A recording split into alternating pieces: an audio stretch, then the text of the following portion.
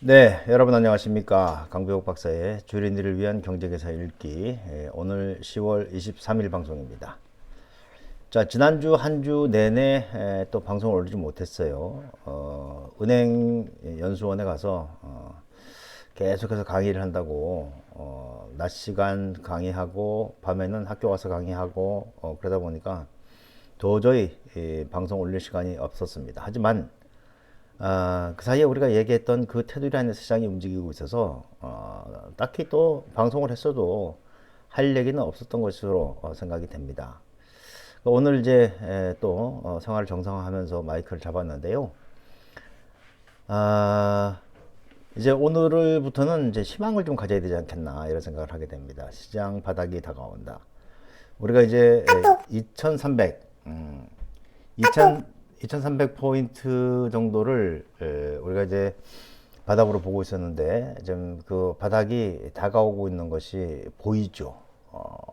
그리고 지금 시장에서 영풍재지라든지 이런 종목들 대거 미수가 털리면서 시장은 이제 바닥을 향해서 가는 것으로 각종 현상들이 그렇게 되는 것으로 볼 수 있겠다 이런 생각을 듭니다. 왜냐하면 시장은 피를 흘리는 사람들이 있어야지 그래야지 또 그 흘린 피를 먹고 주가가 자라날 수 있다 이렇게 보시면 되겠어요.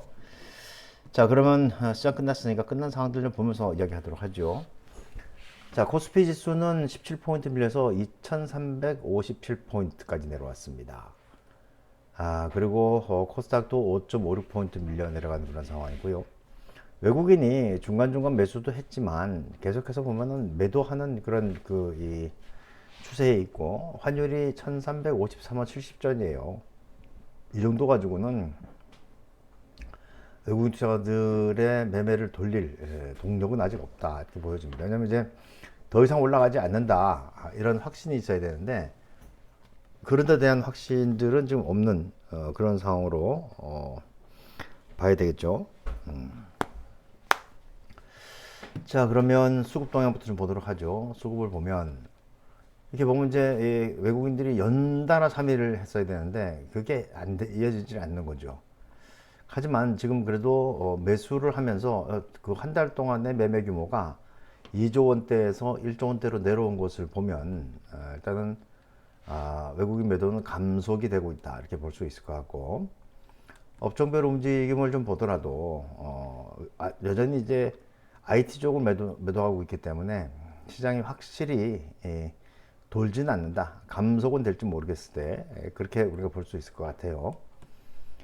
차트를 보면 뭐 일봉 차트는 볼 게 없죠. 워낙 아래쪽 쳐지고 있어서 주봉도 사실 이제 역배열 상태에서 좀 더 확산되는 이제 그런 모습을 보여주고 있어서 정리가 좀 필요할 것으로 보여진다. 하지만 이제 월봉으로 보면은 바닥이 거의 다가오고 있어요. 뭐 살짝 깰 수도 있겠지만 대체로 이제 그 언저리에서 해결될 수 있다고 본다면 이제는 뭐 떨어질 때마다 같이 따라 팰 것이 아니고 좀 사볼 수 있지 않겠는가 이런 생각이 듭니다. 하지만 그것이 곧바로 시장이 반등으로 이어진다든지 상승 추세로 이어진다든지 그렇지는 않는다. 더 이상 떨어지지 않는 것만으로도 우리가 뭔가 희망을 가져야 되는 것이 아닌가 이런 생각을 하게 되고요. 시가총액 상위 종목들 움직임을 보면은 방산주들이 움직였죠. 사우디 가서 무슨 짓거리를 하는지 모르겠지만 제가 볼 때는 뭐 특별한 건 없을 것 같은데 하나 에어로스페이스라든지 한국항공우주라든지 이런 것들은 다 방산주 아니겠습니까? 하지만 실제로 보면 현대건설, 하나솔루션, 한미반도체, 한국금융지주, 금양, 메리츠금융지주, 특히 중국 쪽에서 최근에 음극재에 들어가는 흑연, 또 이제 그 통제하겠다 이런 얘기들 나오고 있는 것이죠. 테마주들 뭐 특별히 움직이는 게 없어 보이는 그런 상황이고요. 증시 주변 잔금 보면은 이 미수가 확 늘었어요. 이게 아마 영풍재지 이런 거일 텐데 안 그래도 지금 그전까지만 하더라도 미수가 너무 많다. 아직까지도 여기 이제 바닥일 때 비교해 보면 지금 지나치게 높은 상황이란 말입니다. 거기 대비해서 고객 렌탈금 더 떨어지고 있고 이러니 이제 사고가 생길 수밖에 없다 이런 생각을 하게 되네요. 자, 그리고 달러 인덱스는 이제 그래 다행스러운 것은 더 강해지지 않는 것이 다행스럽고, 국제 원유 가격도 지금 이제 중동 문제가 여전히 유동적이기 때문에 확실히 어느 쪽으로 방향을 잡는 것 같지는 않다, 이렇게 볼 수가 있겠고, 우리나라 환율은 지금 뭐 고가 놀이를 하고 있으니까 이게 좀 내려와야 되는데 내려오지 않는 것은 좀 어렵죠. 국내 금리는 사실 좀 왜곡된 구조를 가지고 있는 걸로 보여집니다. 지금 미국의 국채 10년짜리가 지금 4.9, 5% 이렇게 하고 있는데 우리가 지금 4.32에 있으니까 좀 왜곡되는 그런 부분들이 있는 것 같고, 그렇게 봐야 되겠죠.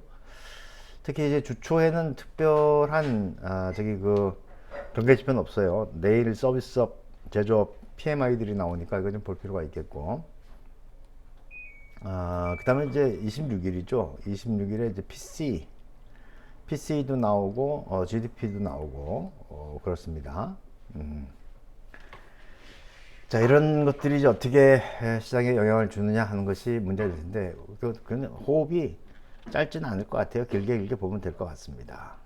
뉴스들 뭐 특별하게 있는지 보도록 하죠. 온통 관심은 이제 키움증권의 영풍재지 미수금 아니겠습니까? 키움증권 영풍재지 하한가 사태로 대규모 미수금이 발생했다는 소식에 20일 주가가 급락했다.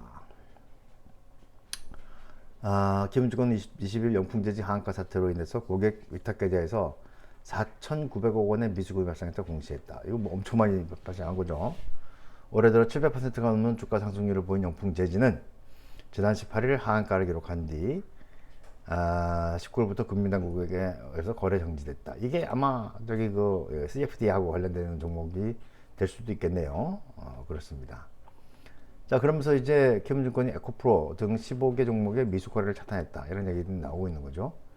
이것도 문제예요. 키움증권은 20일 홈페이지상에 에코프로, 에코프로 BM, 포스코홀딩스, 포스코 DX, 레인보우 로보틱스, 유니트론텍, 와이랩, 화인베스트 등 증권 100%를 했다라고 하는 것은 미수를 주지 않겠다는 얘기와 같은 것이죠. 자, 이게 그 개인 투자자들의 이 매매가 제일 많은 그런 저기 그 증권사가 이제 키움증권이기 때문에 그런데, 최근 들어서 키움증권의 리스크 관리 능력이 상당히 떨어진다라는 생각을 하게 됩니다. 제가 여러분도 아시겠지만 키움증권에서 15년 이상 방송을 하고 있었는데, 그 전까지의 그 모습들하고 최근에 나오는 모습들을 보면은 굉장히 헐렁하다라고 하는 것은 리스크 관리가 잘 되지 않고 있다. 뭐 그 이유를 이야기하고 싶지만 이 방송을 통해서는 하지 않도록 하겠습니다. 예. 자, 그리고 이 IPO 시장의 가장 큰 대어였던 서울보증보험, 한 3조 정도짜리였죠. IPO 규모가. 수요 예측 부진에 코스피 상장 철회했다. 이게 그만큼 시장이 안 좋다는 것을 이야기하는 거죠. 서울보증보험은 공모주에 대한 보통제도 공모 진행을 최종 공모가 확정을 위해서 수요 예측을 실시했지만 회사의 가치 적절히 평가받기 어려운 측면 등을 고려했을 때 철회하겠다. 결국 이제 나중에 주가가 올라서 공모가 높게 받을 때 하겠다, 이런 얘기가 되겠죠. 그래요.